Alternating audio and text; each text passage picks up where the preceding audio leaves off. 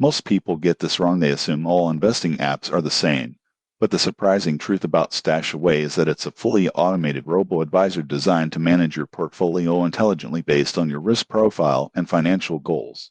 I've been using StashAway for several months, and you won't believe what happens next. It actually adjusts your investments dynamically as markets fluctuate, using a framework called economic regime-based asset allocation. This means your portfolio can automatically shift between stocks, bonds, and other assets depending on economic conditions, helping reduce risk and optimize returns. Getting started is simple. After signing up, you answer questions about your financial goals, time horizon, and risk tolerance. StashAway then recommends a personalized portfolio and continuously monitors it for you. You can deposit funds via bank transfer, set up recurring contributions, and track performance in real time through the app. One standout feature is its low fees. Unlike traditional financial advisors, StashAway charges a straightforward percentage based on your account balance, and there are no hidden commissions. Plus, it provides transparent reporting, showing how each asset contributes to your portfolio. However, there are a few considerations. StashAway is best for medium to long-term investors. Short-term traders won't benefit from its automated approach. Also,